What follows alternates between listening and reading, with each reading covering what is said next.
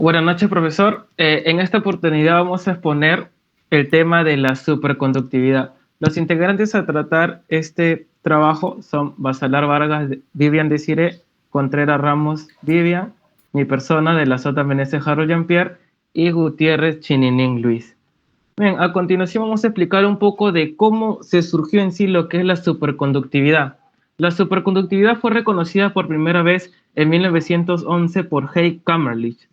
Observó que cuando se enfriaba una muestra de mercurio a 4.2 K, su resistencia desaparecía en forma brusca y aparentemente por completo. Vamos a explicar por qué sucedió eso. También recalcar aquí que el mercurio fue el primer experimento en darse cuenta que cuando se enfriaba desaparecía lo que era la resistencia para que pueda pasar fluidamente lo que es la corriente. Bien, ¿qué es la superconductividad? Cuando hablamos de superconductividad, estamos hablando básicamente en el estado de la resistencia eléctrica de ciertos materiales que se disminuye repentinamente hasta llegar a cero. O sea, estamos hablando de la resistencia. Bien, como hablamos de superconductividad, vamos a tener que hablar también del superconductor. El superconductor es un material que conduce la electricidad sin resistencia. ¿Qué quiero decir aquí? A ver, paso a explicarles. Por ejemplo, acá tenemos un conductor común y corriente que viene a ser un cable. Como nosotros sabemos, el cable entra energía y sale energía, pero en esa salida de energía se va a perder energía por medio de la resistencia. Entonces, a ese fenómeno de perder energía por medio de un cable por cuestión de la resistencia es el efecto Joule. Ahora, ¿qué pasa con el superconductor? Bien, cuando nosotros enfriamos el conductor, ya se va a llamar superconductor, ¿ok? Que se enfría a bajas de temperatura de menos 260 grados centígrados, que se le conoce como temperatura crítica. Explicar un poco sobre ello, ¿no? Que viene a ser el efecto Meissner. Cuando un superconductor se enfría por debajo de determinada temperatura, si se aplica en un campo magnético externo no demasiado fuerte, en los internos del superconductor, el campo magnético se va a eliminar, se anula. Es por eso que cuando pasa la corriente eléctrica en un superconductor no hay pérdida de energía. Esto es más que todo cuando usamos corrientes mucho más elevadas.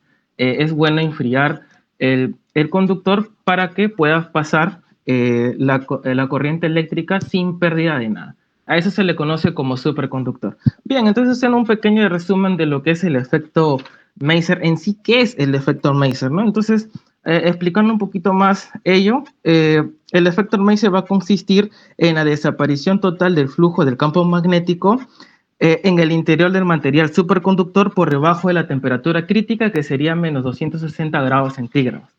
Bien, hablemos de la teoría BCS. Bien, en 1957, Sander, Cooper y Sniffer desarrollaron una teoría microscópica o de mecánica cuántica de la superconductividad que tuvo mucho éxito. Bien, también recalcar que estos tres investigadores ganaron también el premio Nobel de Física por medio de esta teoría. ¿En qué consistía en sí esta teoría? La teoría del BCS nos explica que la superconductividad se manifiesta como una transición de fase que surge de un apareamiento de electrones. Este apareamiento es el resultado de la interacción de los electrones con las vibraciones de la red en el material, como podemos observar ahí en el gráfico que más o menos nos esquematiza lo que es la teoría BSS. De paso a mi compañero que va a continuar con la exposición.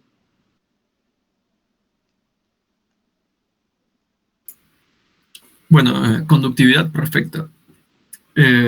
Tenemos dos definiciones. Una en la que el flujo magnético es constante. ¿Esto por qué? Porque en el flujo magnético, dentro del conductor perfecto, debe ser constante en el tiempo. Cualquier campo externo aplicado a un conductor perfecto no va a tener ningún efecto en su configuración de campo interno. Y el punto 2 es que la resistencia nula al paso del corriente.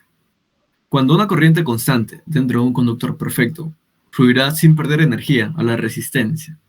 La resistencia es lo que va a causar el calentamiento en los conductores, por lo que un conductor perfecto no va a generar calor.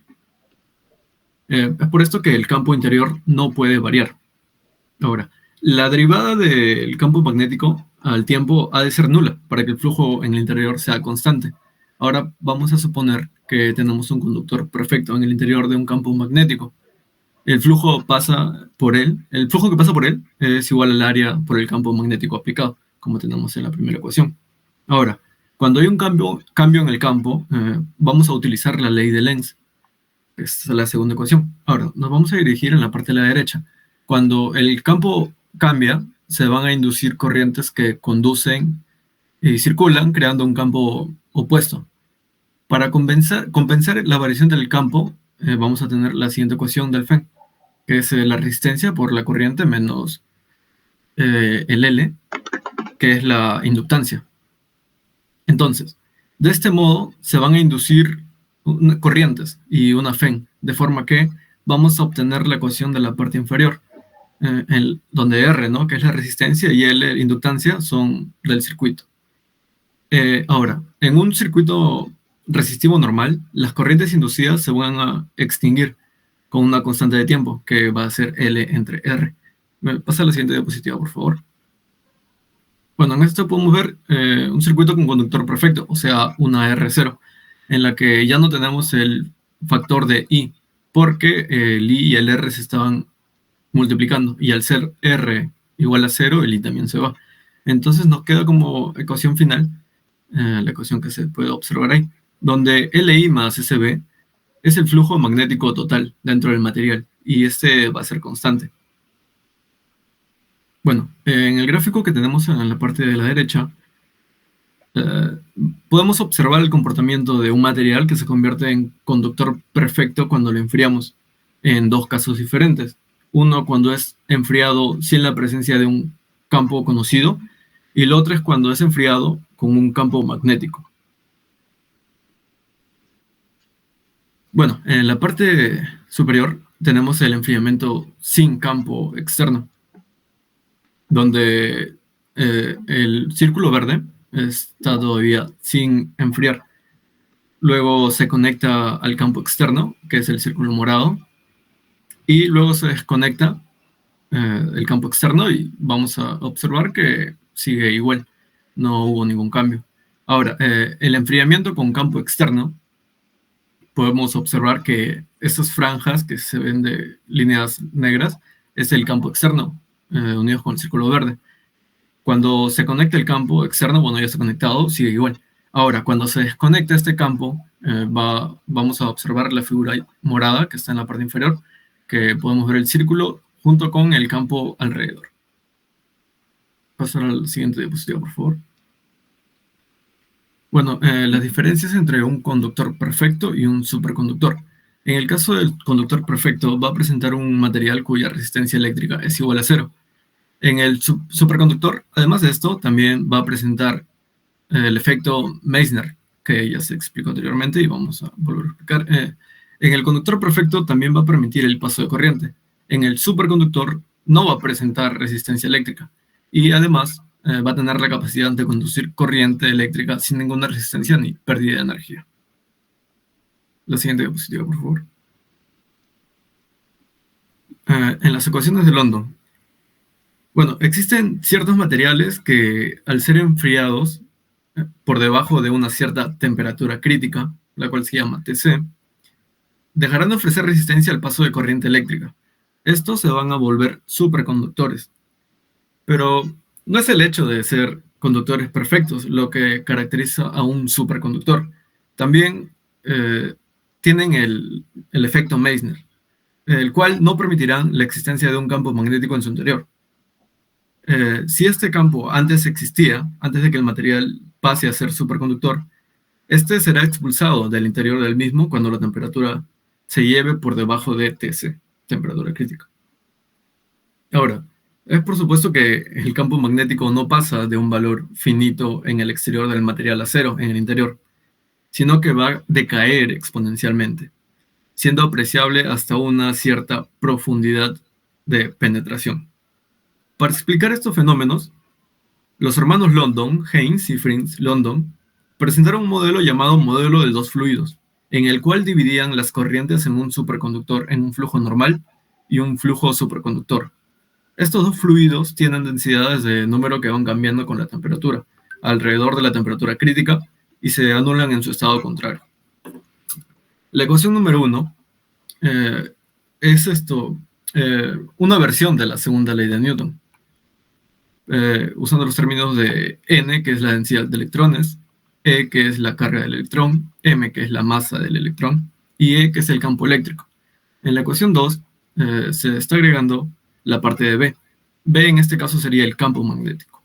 Solamente es la diferencia entre campo magnético y campo eléctrico, lo que diferencia de la ecuación 1 y la ecuación 2.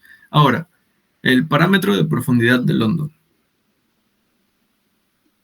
Tras tomar la derivada temporal de la cuarta ecuación de Maxwell, introducir el resultado en el campo eléctrico, se va a agregar un nuevo elemento, el cual será llamado parámetro de profundidad de London. Este parámetro se va a caracterizar como la distancia a la que un campo magnético penetra en un superconductor y se vuelve igual a la exponencial de -1 veces el del campo magnético en la superficie del conductor. Ahí podemos observar la ecuación y se puede explicar a este parámetro como la distancia a través del cual el campo magnético se convierte en E veces más débil, porque está elevado a la -1, entonces disminuye. Eso sería todo por esta parte. Gracias. Pasar a explicar la siguiente presentación. El diamagnetismo perfecto. Para partir con este concepto, primero tenemos que saber qué es el diamagnetismo. El diamagnetismo es el comportamiento magnético residual de los materiales que no son paramagnéticos ni ferromagnéticos. Ejemplo de esto sería el bismuto metálico, que es confundido con el plomo, el hidrógeno, el helio y el cloruro de sodio.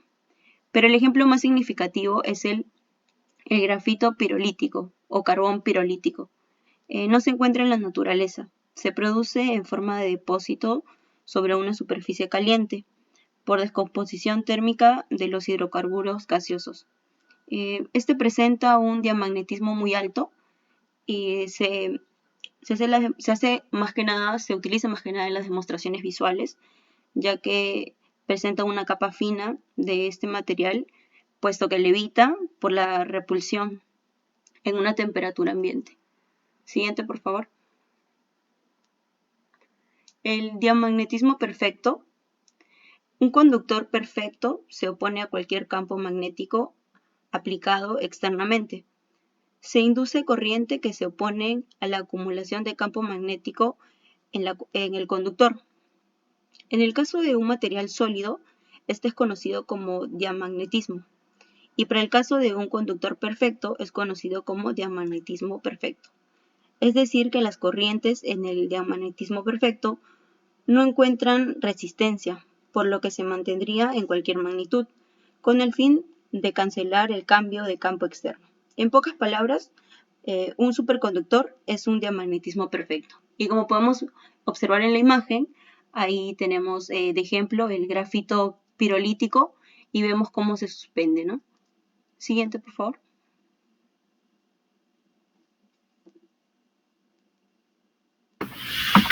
Bien, para las aplicaciones tenemos que en un conductor perfecto tenemos una conductividad infinita. Entonces, en el campo eléctrico es igual a 0 por la ley de Ohm. Entonces, cualquier carga neta estará en el aire, aunque sean conductores imperfectos, ¿no? Para el campo electromagnético, que es constante, que es dB sobre d de t es igual a 0 dentro de un conductor perfecto. Por ello, usaremos las ecuaciones de Maxwell. Entonces, tenemos la ecuación de Faraday primero, que sería rotor de E de dB sobre dt, que vendría a ser igual a 0. Entonces, obtendremos esto como B, que es constante, no depende del tiempo. Entonces, para el número 2, el flujo magnético a través de un bucle conductor perfecto es constante. Entonces, usamos la ley de Faraday integral, que sería integral de E de L igual a menos de phi sobre d de t. Y toda esta ecuación me vendría a ser igual a 0. Entonces, tendremos que 0 es igual a menos d de phi sobre d de t, que es igual a 0, como ya lo vimos. Entonces, phi vendría a ser constante. Entonces, siguiente.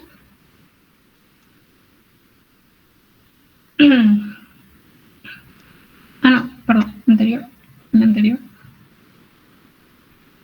Acá para terminar, podremos ver que sobre el conductor perfecto de 1, que el campo magnético es constante dentro de un conductor perfecto, y la otra que es el flujo a través del bucle, que está hecho de un material perfecto, que sería constante.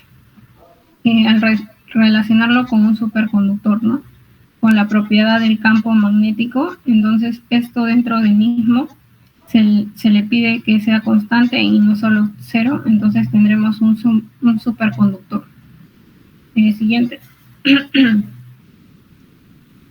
Acá, para 3, podemos ver el efecto de Meissner, que es un superconductor que la corriente está confinada a la superficie, y entonces estaríamos usando acá la ley de Ampère, que vendría a ser rotor por B de vector igual a mu de J sub 0 más mu de phi. Entonces, tendremos que es de dt sobre d de t. Entonces, tendremos que J es igual a 0, ya que no hay densidad de corriente de volumen. Porque si hay corriente, se tiene que estar en la superficie. Y para 4 tenemos que la superconductividad se pierde a partir de una temperatura que fuera crítica, ¿no?, que será de Tc, que cambia, depende del vectorial o del material también. Siguiente.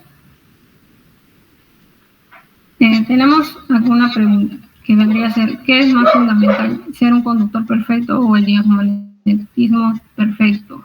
Que se podría, mejor dicho, decir qué fenómeno define al superconductor. Entonces tenemos que es un conductor perfecto si se tiene esta ecuación de Newton, que la corriente es la derivada temporal de la corriente, que vendría a ser proporcional a E. Entonces tendríamos que J es proporcional a E. Así tendríamos una ecuación que define al conductor perfecto. Luego tenemos que si tomamos el rotor de la anterior ecuación, tendremos que el rotor de J punto es proporcional a B punto, y si usamos el factor común de la derivada temporal, encontramos esta ecuación, el cual nos da de la derivada del campo magnético. Dentro del conductor perfecto, y si juntamos la anterior ecuación por la de Maxwell, podemos encontrar una ecuación para el campo de B punto. Siguiente. Por ejemplo, aquí en la primera ecuación vemos que luego nos quedaría Naviano de B punto, que es igual a un número por B punto, y el número sería 1 sobre la lambda al cuadrado, pero en esta ecuación el efecto de Meissner no se describe como tal. Entonces, si es B punto, es igual a B punto afuera también, y este es fuera que adentro, ¿no?, que es igual. Y si B se decide que sería exponencialmente igual a 0, entonces se indica que B es igual a constante. Entonces eso quiere decir que no cambia, y eso sería nuestra imagen siguiente. Aquí, en esta imagen, que se podemos explicarlo en la parte derecha. Si solo usamos que el conductor ideal es el estado de final, va a depender, pero no es lo que dice Meissner, ¿no? Meissner nos dice que demuestra que un superconductor es un estado termodinámico. Su teoría se basa en que cuando el superconductor entra en la fase superconductora, esta la echa fuera, ¿no?, del campo del electromagnético. Entonces, de este estado final, el mismo en las ecuaciones de London anterior, el anterior PPT, podemos ver que cambiaron anterior. Ahí podemos ver que cambiaron la ecuación que es la y parcial sobre x parcial por rotor de j más b constante igual a 0. Siguiente. Ya que se tuvieron una propuesta de que hay dos flujos compuestos de electrones normales y de superconductores, que si la temperatura es alta de los electrones, estos vendrían a ser normales, y si se baja la temperatura sería los superconductores. Entonces los electrones que vienen a ser los superconductores aquí cumplirán esta ecuación, ¿no? Que vendría a ser rotor por J, y que vendría a ser igual a la menos constante por B. Entonces sí se cumple la ecuación. El B estaría a tope del superconductor, entonces igual al B que está afuera, y la magnitud de B caen exponencialmente, como vemos en la gráfica. Cuando entra el superconductor y en el campo magnético nos daría 0, y por ello tendremos las condiciones. Y la 1 que vemos en el lado derecho, podemos ver que es el diamagneto perfecto, es la ecuación, y en la número 2 sería el conductor perfecto. Estas son unas condiciones que dicen los hermanos London. Entonces, en el gaje de Coulomb, como podemos ver, J es proporcional a A, entonces aquí se sabe que la divergencia se anula, y la divergencia de J también se anularía. Entonces, esto se vendría a ser por continuidad, ¿no? Entonces, vendría a ser la ecuación consecutiva del superconductor que nos da las otras dos. Siguiente.